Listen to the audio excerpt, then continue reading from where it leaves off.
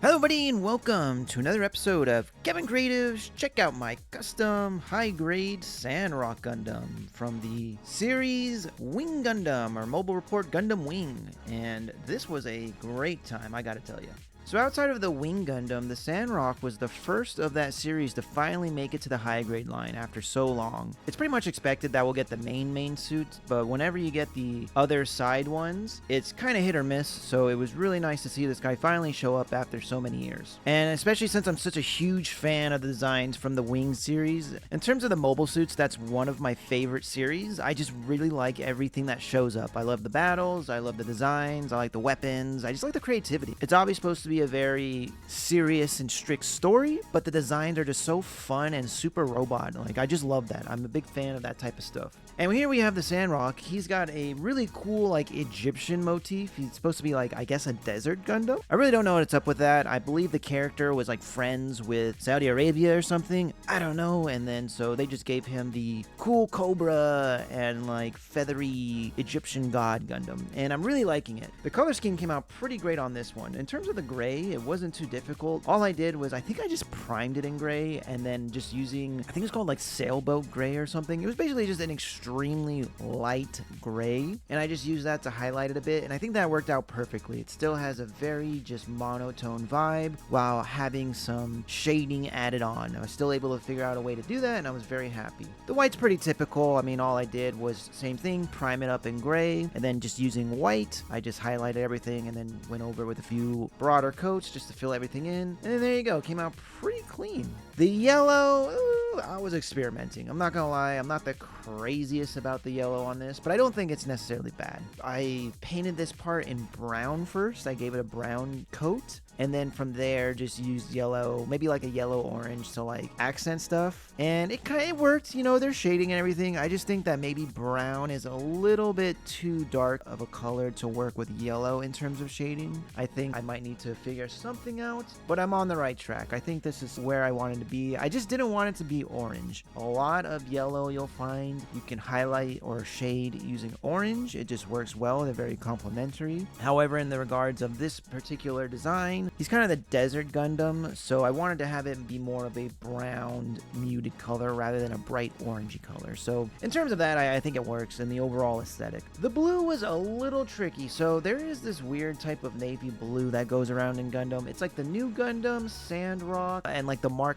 II, they kind of have this navy blue that's like not quite black, it's not quite blue, it's just somewhere in between, and it's just such a subtle thing for your eye to pick up, and I wanted to make sure to capture that. So I just really can't remember, but I think what I did was maybe primed it in black and then went over it again with a navy blue, and then from there highlighted it with a slightly less dark blue. I'm not 100% sure, but I think that's what I did. Based on what I'm looking at here, I feel like that's probably what I did. And then for the red little bits here and there, I did my typical just red brown as the first coat, and then a standard red is just kind of the main coat. On the chest, I went ahead and just did a little dollop of paint there for the green. I think I just took out like a little toothpick and then just dipped it in the paint and gave it a little glob. I would have done a little differently now. I didn't use any thinner with the paint. I just dipped it in the paint directly and then applied it, and I think it looks fine. I think that it just probably would have settled a little better if I had added a little thinner just on the tip of the toothpick, just to kind of let it, I don't know, mix or congeal in a way. I just feel like when you do it straight out of the bottle like I did here, it gets a little thick.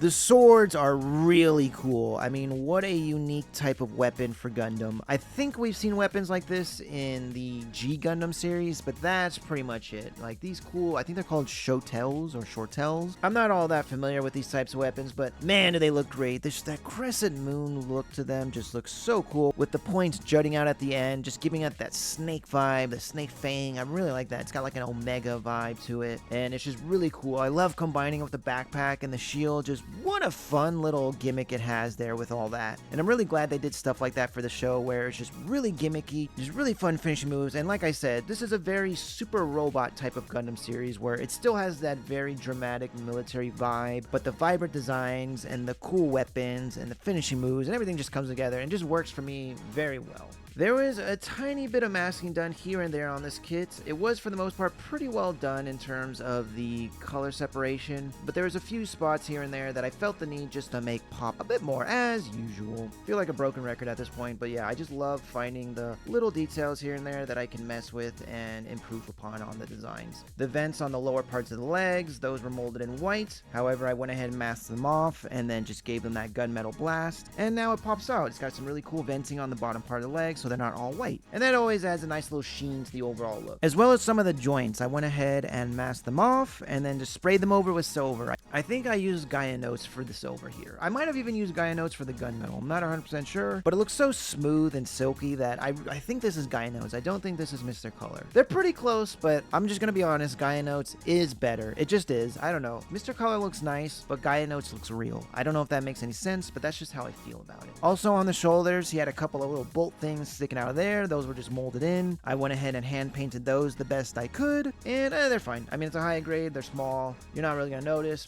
That was, again, some of the earlier attempts at hand painting, and I think for what it is, it got the job done.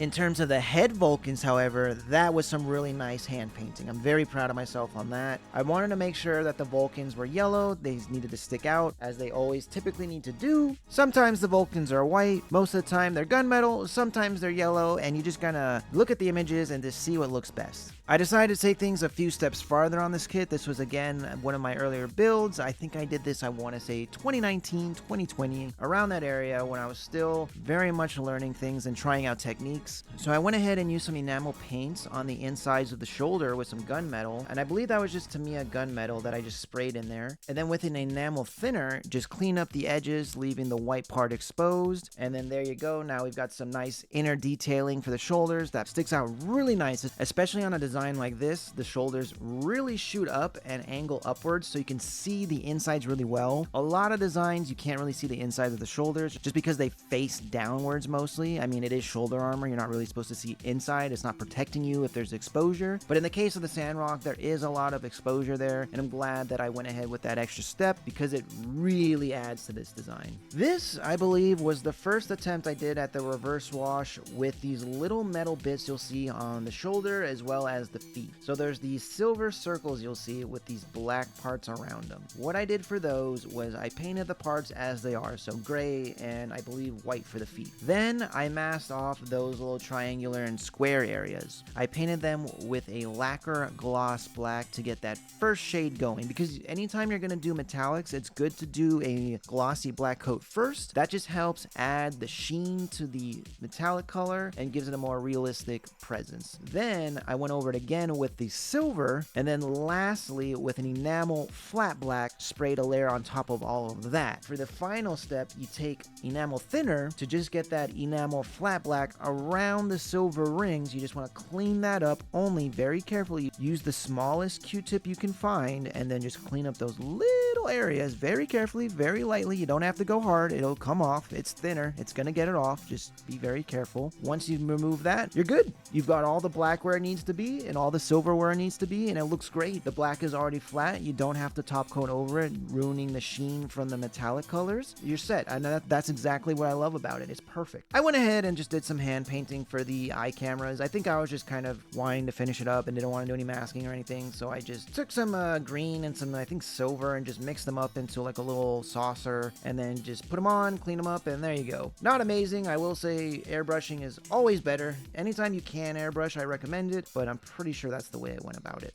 So let's just go and talk about the shield for a moment. It's a really awesome decorative piece. I love how it came out. There's a couple of layers to this thing that I had to keep in mind. So the white piece is its own piece, the yellow piece is its own piece, and then that blue piece is its own piece. The red and the black, though, for the eyes, that is part of the blue piece and the white piece. So you need to mask off to do those. I probably just painted the white part first as white, then I masked that off, painted the red parts as a nice metallic metallic red. I love how that came out. That looks so good. For the blue piece, I painted it in primer black first, because remember, I primed the blue pieces up in black to give it a dark vibe, and then went over them again. Masked off just that black area for the eyes. That way the rest of it could be painted, and then that way when I remove the masking tape, that part's still black, everything else is blue. Now we have that distinction between the two. It's extremely subtle. You can't see it from far away. You have to kind of get up close because the blue part itself is already super dark, and then having that black eyeliner just doesn't really stick out that much. But